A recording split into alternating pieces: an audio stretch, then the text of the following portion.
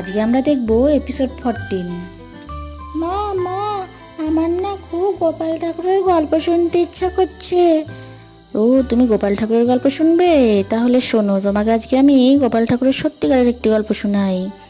একজন মহিলা, যখন তিনি খুব ছোট ছিলেন, ওনার বাড়িতে নিত্য গোপালের সেবা হতো। তো সেও গোপালের সেবা করতো ছোটোবেলা থেকেই। এইবার একসময় সে বড় হলো, তার বিয়ে হয়ে গেল।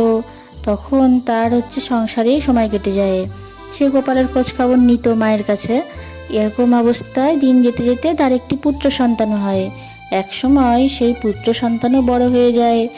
তখন বড় হয়ে সেই সন্তান কাজের সূত্রে বেশিরভাগ সময় বাইরে থাকতো। আর এই রকম অবস্থায় তার স্বামীও মারা যায়। তখন সে যেহেতু স্বামীও নেই, ওদিকে ছেলেও কাজের জন্য বাইরে থাকে, সে খুব একা হয়ে গেল। তখন সে একদিন তার মাকে ফোন করেছে।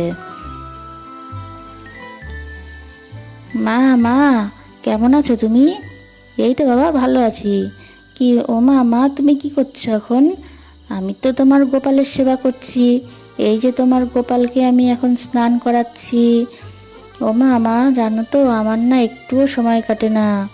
এদিকে ওর বাবাও নেই, ছেলেটাও কাজের জন্য দূরে দূরে থাকে। আমি যখন কি করি, আমি কি ভাবছি আমি আবার গোপালকে নিয়ে আসি, নিয়ে এসে আবার আমি গোপালের সেবা শুরু করি। হ্যাঁ করো, এটা তো তোমার ভালো সুযোগ তো এখন, এটাই তো গোপাল সেবার টাইম। এই কথা শোনা মাত্র সে আর দেরি না করে তাড়াতাড়ি ফোনটা রেখে সে গোপাল কেনার জন্য রওনা হলো। এটাই আমার সুযোগ, ছেলেও বাড়ি নেই, আমি এখন আমার সব কাজকর্ম হয়ে গেছে, যাই আমি এক্ষুনি গিয়ে গোপালকে নিয়ে আসি।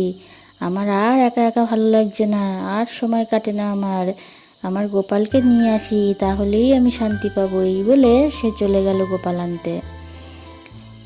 এইবার সে ভাবছে যে এবার থেকে আমি আজকের থেকেই পুজো শুরু করব। মা মা, তারপর কি হলো?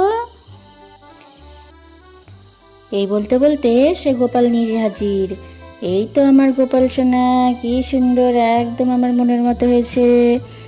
শোনো, আজকের থেকে কিন্তু তুমি আমার সাথেই থাকবে।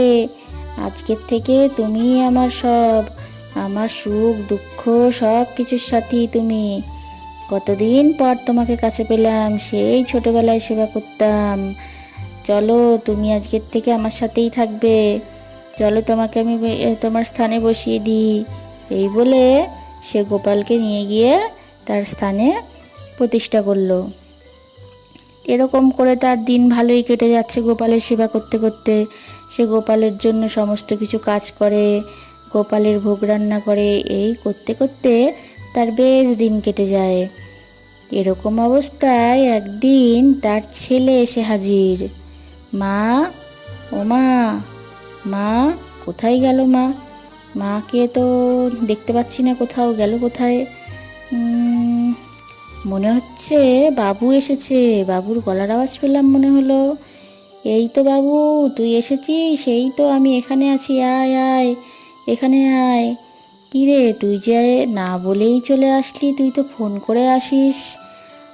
কেন মা, আমি ফোন করে আসিনি বলে কি তুমি অসন্তুষ্ট হলে? তুমি খুশি হওনি? কি যে পাগলের মতো কথা বলিস তুই!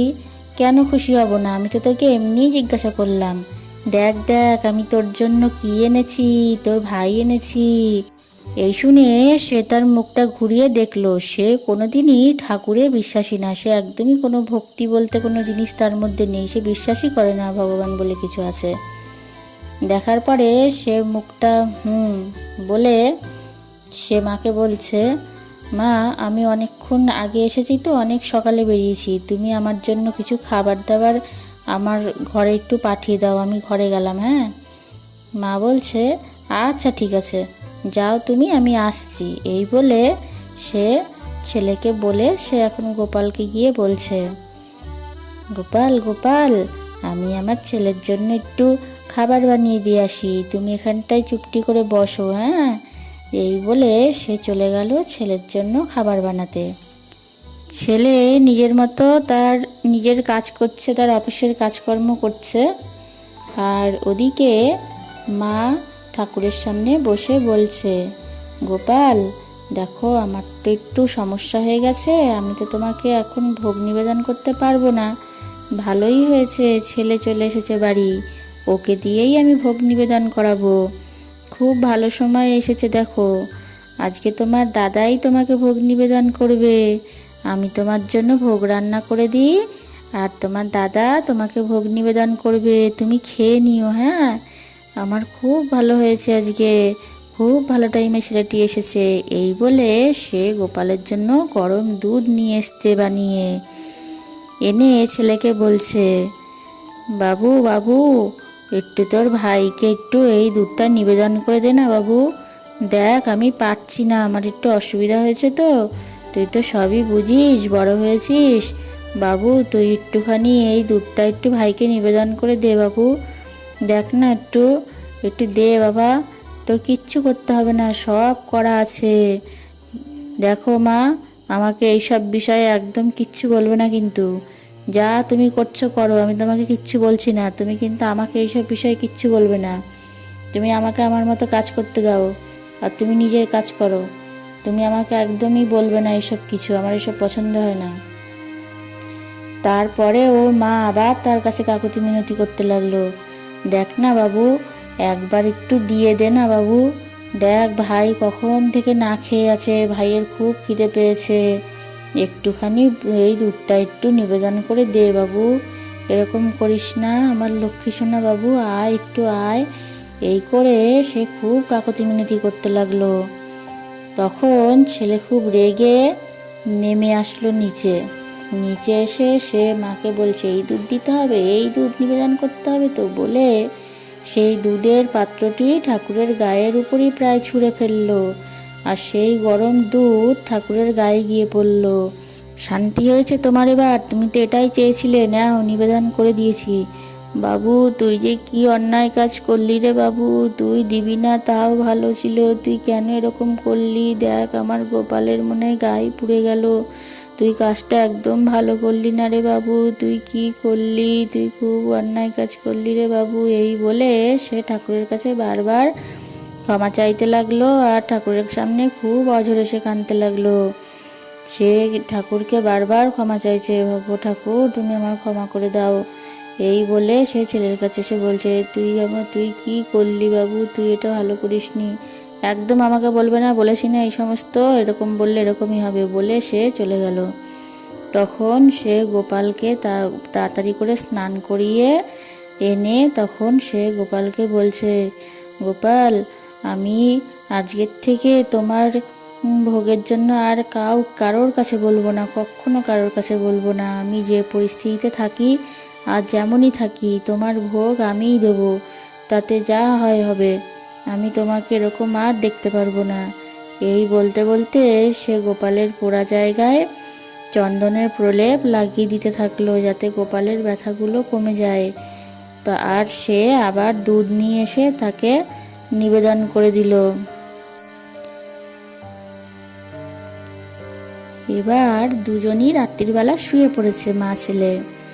এরকম অবস্থায় ছেলে স্বপ্ন দেখছে, একটি বাচ্চা তার কাছে এসেছে চিকিৎসা করতে, আর সে কি করেছে, তার কাছে সেই বাচ্চাটির গায়ে গরম দুধ ঢেলে দিয়েছে। মা গো মা, ও মা, আমার গায়ে গরম দুধ ঢেলে দিল গো, আমার গা পুড়ে গেল গো, আমার গা পুড়ে গেল, আমার গায়ে গরম দুধ ঢেলে দিয়েছে। এই বলতে বলতে বাচ্চাটি চলে গেল। তখন সেই ছেলেটির ঘুম ভেঙে গেছে। সে ঘুম ভেঙে যাওয়ায় সে উঠে পড়েছে, ভাবছে কি হলো, এটা কি হলো, এরকম তো কিছু হয়নি, আমি তো এরকম করিনি। তখন সে উঠে দেখলো না, সে স্বপ্ন দেখছিল। দৌড়ে তার মায়ের কাছে গেল, মা মা, ও মা মা, ও মা, তাড়াতাড়ি ওঠো মা, মা গো তাড়াতাড়ি ওঠো, তাড়াতাড়ি ওঠো। কেন রে বাবু, কি হয়েছে, এরকম করছিস কেন, তোর কি হলো?